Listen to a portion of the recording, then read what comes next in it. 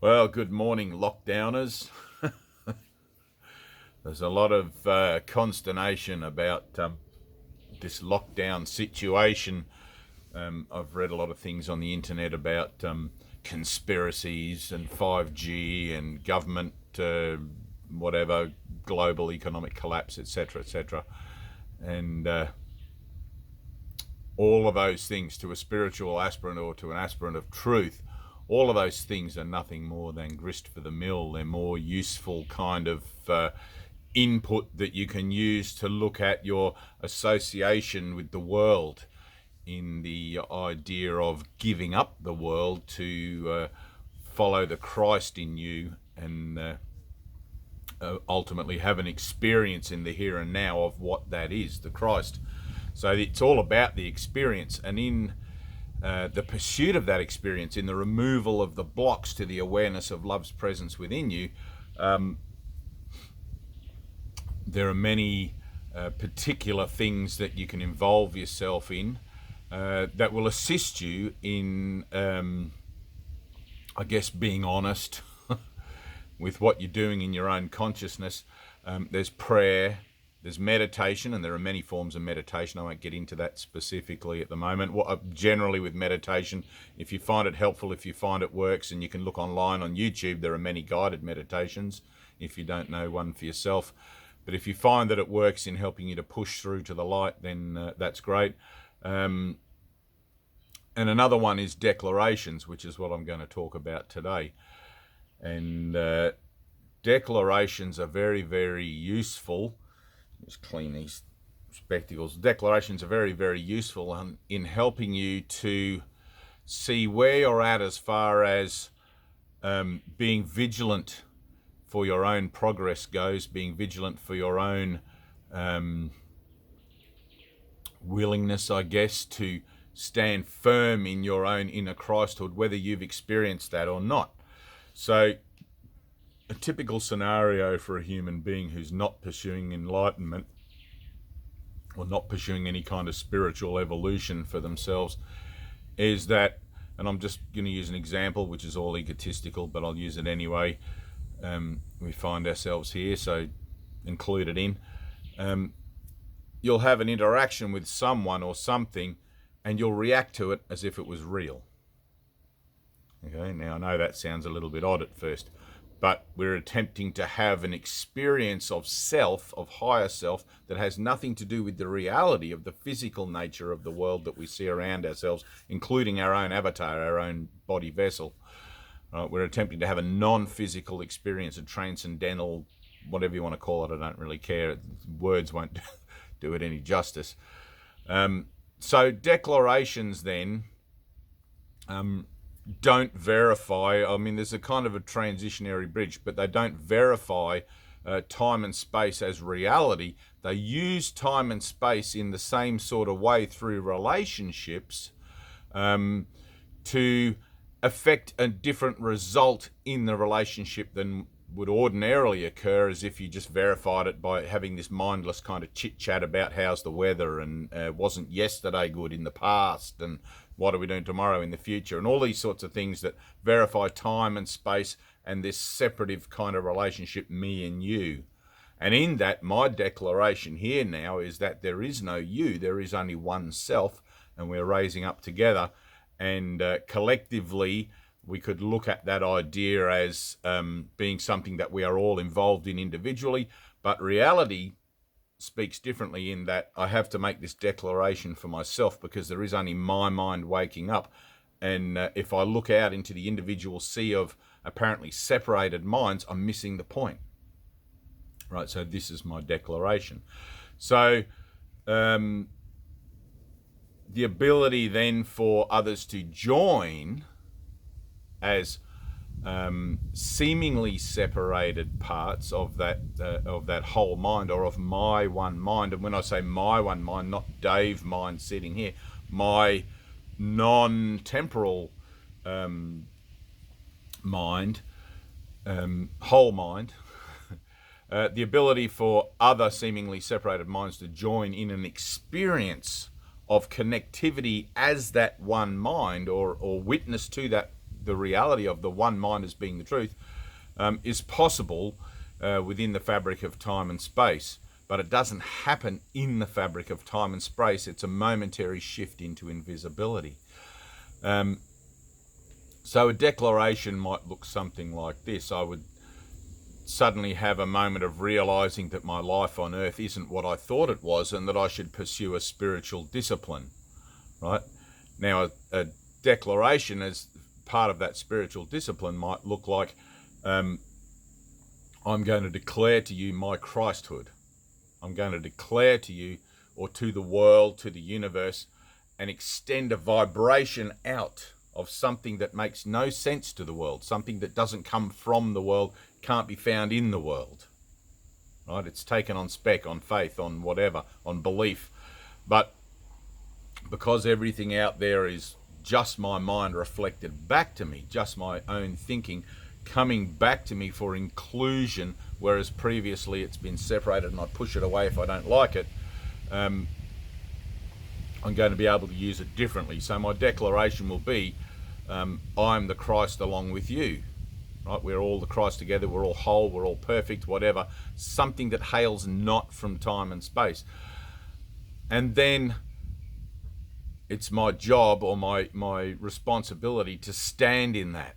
Despite what comes back at me, people say, oh, you're just some crazy guy that lives in the hills or or whatever. And you've got to remember that every prophet, every teacher, every whatever that ever stands up to represent truth and try to offer a new perspective on life to the world gets shot down, crucified, stoned to death, whatever. It doesn't really matter. That only verifies that it's true. So you make the declaration, and then you apply defenselessness.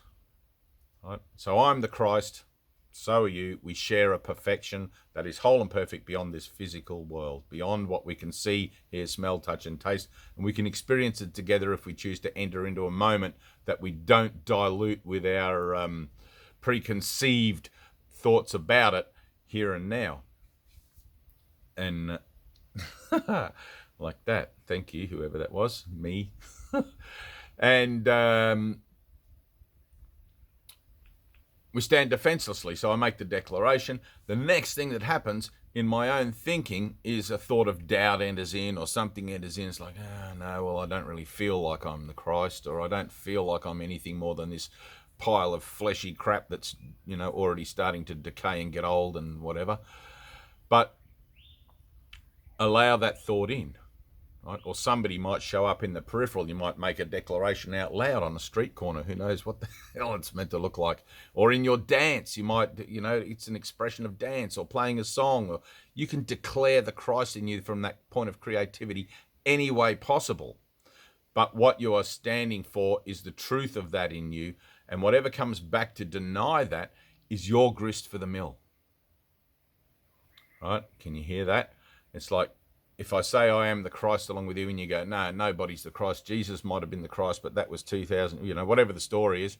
I'm going to stand defenselessly and allow you and let you say whatever it is you want to say, do whatever it is you want to do, right, with a smile on my face and a heartfelt willingness and openness to simply let it in, the vibration of whatever you're expressing back to me as my own denial of self.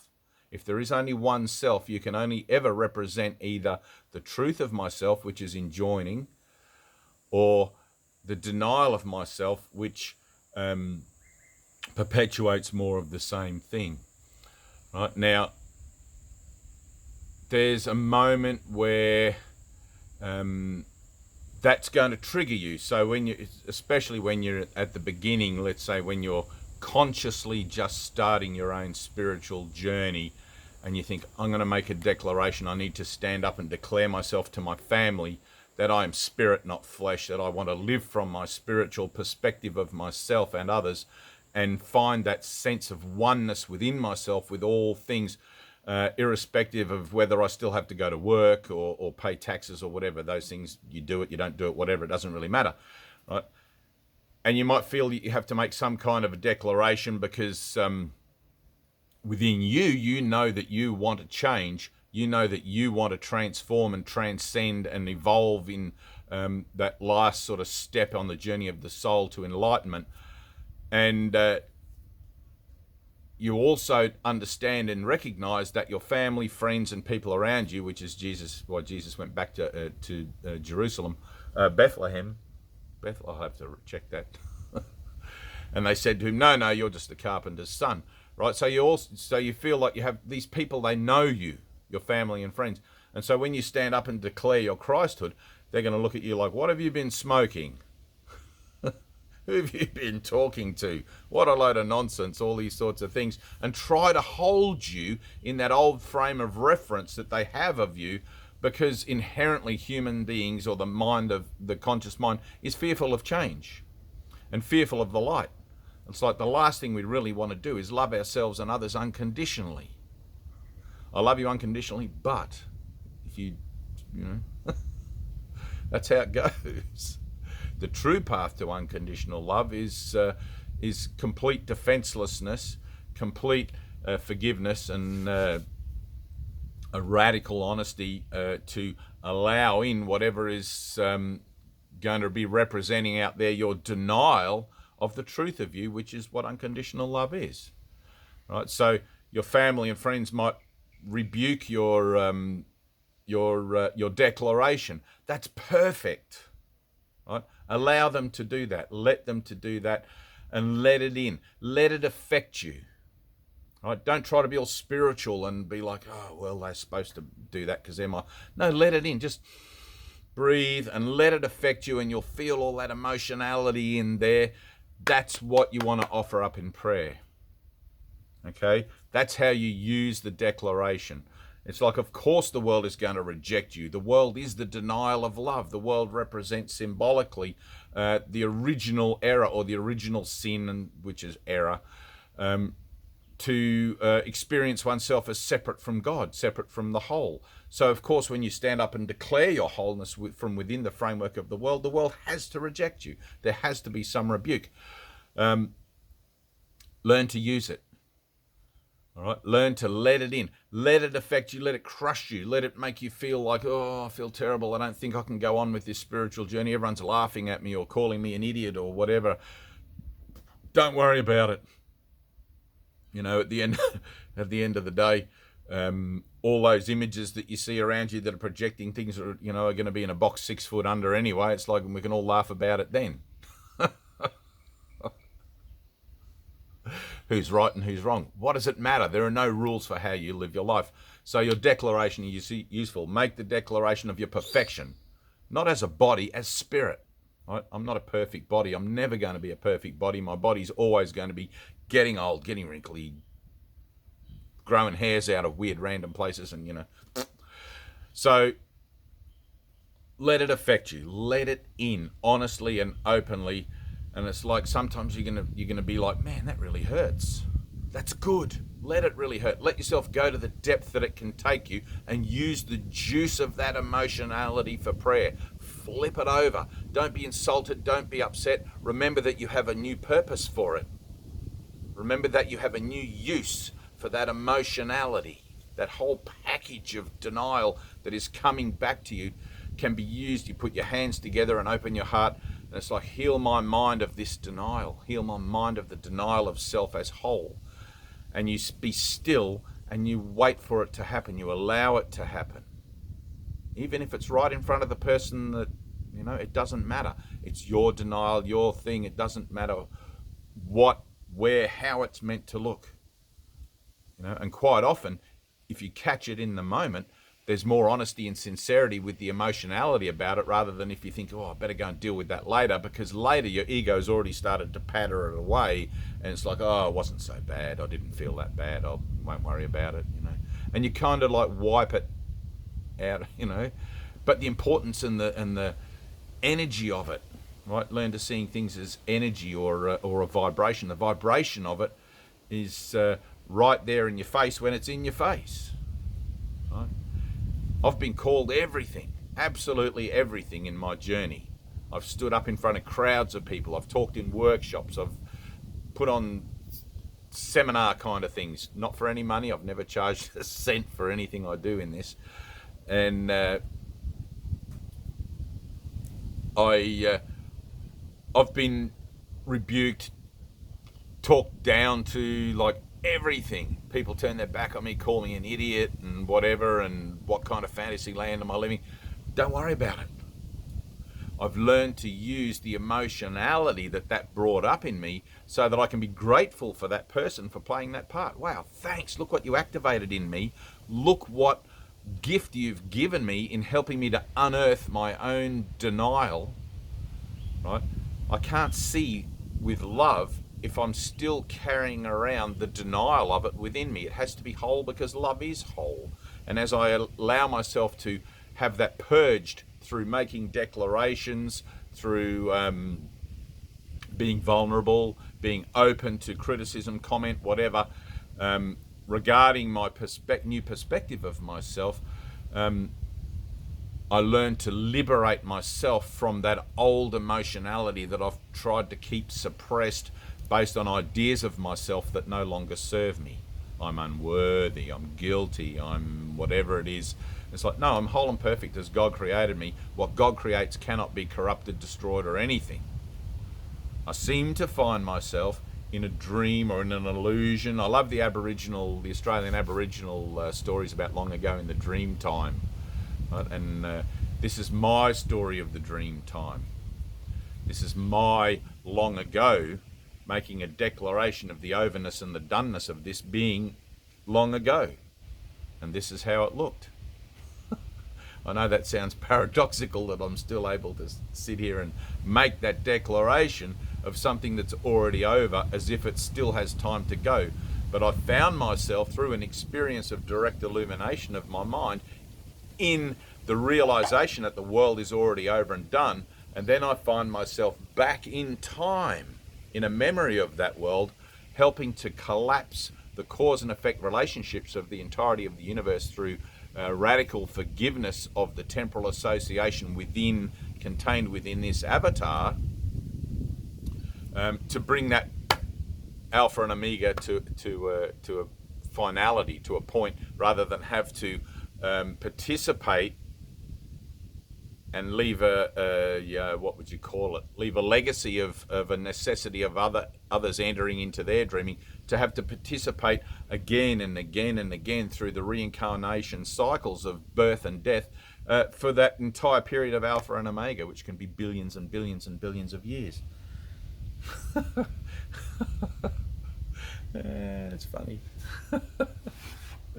It gets kind of nutty. Like you have to be prepared to go down the rabbit hole a long way to you can't be concerned what others think, and you have to look at that perspective from the idea that there are no others. I'm going to encounter my own reflections. There are no children of mine, no parents of mine, no family and friends of mine.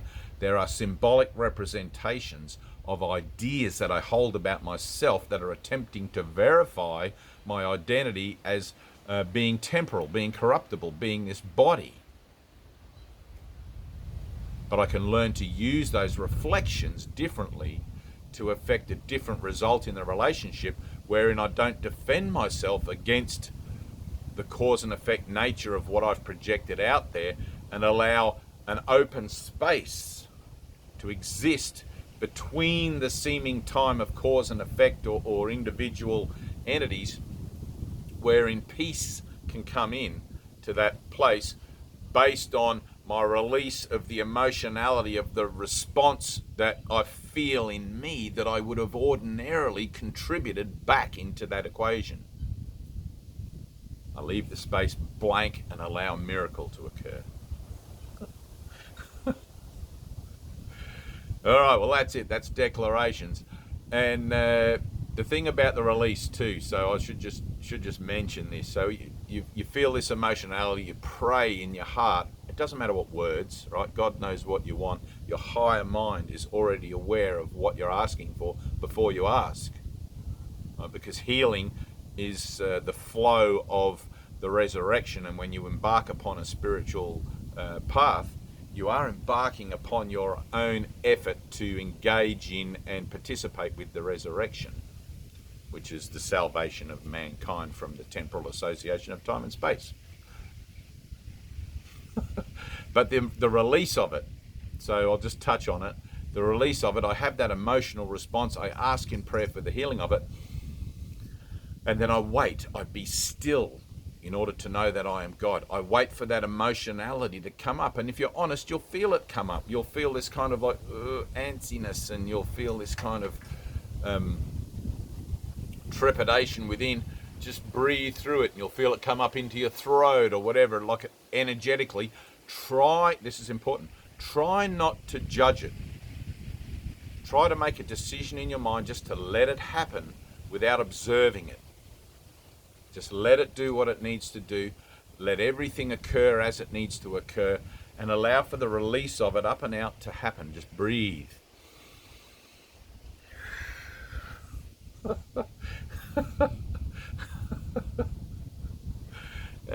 My mind just tends to open all the time now when I just breathe. It's a beautiful thing, but it took a lot for that to happen. It took many declarations and many hours of meditation and lots of prayers and years, But allow that release to happen. However it looks, you might burst into tears. You might start bursting into tears and then laughing. You might laugh straight away. You might fall to the floor. You might vomit. You might cough your lungs out. You might laugh till you split your side. Anything. The emotional release can look like anything, but it'll be something different from what you're experiencing now. You'll know that you're having the release because you'll suddenly start to feel differently. Allow that differently to happen in you and to be released through you, so that where that emotionality was occupying a concretized kind of dense vibrationary space, let's say, in your own association with yourself, that gets released and that space gets left open and empty, where love can then resume its natural position in your heart and mind. All right, well, I love you. You got to give it away to keep it. However you make your declaration is it's entirely up to you. I know people that paint beautiful paintings and nobody understands them. If you ever read the very first book, I think it was the first one, by Ram Dass, after he had a very profound experience in India, there was a lot of scribbles, I guess you would have to say, that they looked like scribbles and signs and things that seemed on the surface to make no sense. But when your mind begins to unravel and you begin to realize the random nature of consciousness, there's a kind of a symmetry to those things that is really quite beautiful. And the idea that, but some people give it away through dance, expressive dance, whatever that looks like. That's not my deal, but I do have a beautiful friend, Stan, who's 70 something. I hope he's 70 something. I haven't given him an extra 10 years. And we used to go and watch Stan dance up at the pub. So we do Vespers, which is prayer and meditation, and sometimes a video of an evening on a Saturday at our church, and then we'd go up to the pub, and none of us drank alcohol. We'd all have Coke or whatever, but there would always be a live band, and Byron Bay live band is kind of sort of world music, ethnic sort of rhythm, beat, drum, didgeridoo, that kind of thing, and it was always kind of funky. And my brother Stan would always be like doing these ones completely straight and everything, and there would always be this little thing around him, and people sort of like, wow, look at this guy, he's totally grooving out on his own thing. And I used to be a bit embarrassed. That was my denial, I used to be a little bit embarrassed. I used to like watch Stan, but if Stan said to me to come up and have a dance, I'd be like, oh, it's never really been my thing. But you have to go with what's your thing, right? And you have to learn to use what comes back at you as your own denial of your thing for the release of your own denial of the love that you have for yourself within yourself. It doesn't matter about your body, fat, skinny, tall, old, young. None of that matters. You're not here to confirm or validate any of that. You're here on the journey of the soul to experience what you are as part of God mind creating.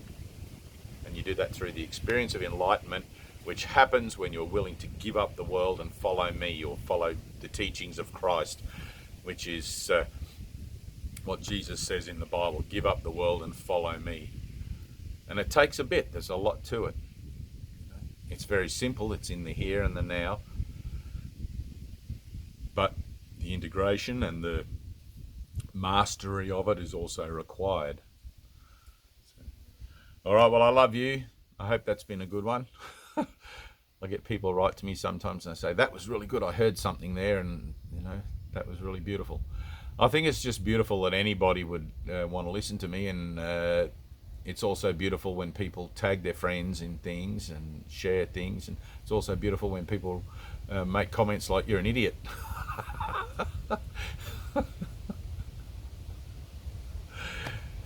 Which never grows old. Got to be honest. There's always, whilst you find yourself in time and space, it doesn't matter how enlightened you are, how much work you've done on yourself, nothing. Being honest means that I find myself here, therefore there must be yet still something, even if it's just a tiny little energetic package in me I'm trying to keep, from the light, something I want just for myself alone. But the scales do tip. It seems to be at first uphill, and then eventually you get to this kind of thing where you realize that all your mind training, meditation and prayer is paying off, and that your conscious deal, I guess, with the atonement, with salvation, is starting to just work automatically in you. It's starting to do it by itself. And I love in the AA program, which I attended for a little while, when I was coming to terms with my new enlightenment, the idea that work the steps until they work you. And that does happen. It's like with anything, if you study and put practice into it long enough and hard enough and honestly enough, eventually you get the results of that practice, which is, it's like learning to drive a car. At first you have to concentrate and think what you're doing and pay attention to it. And eventually it just becomes automatic. You just find yourself doing it. So, all right, well, I love you. That's Declarations. Incredible. It'd be awesome if 7 billion people around the planet suddenly stood up and declared their Christhood, or their Buddhahood, or their Krishnahood. It doesn't matter as long as it's non-temporal. My Godhood, my Boom Shankerhood. Bye.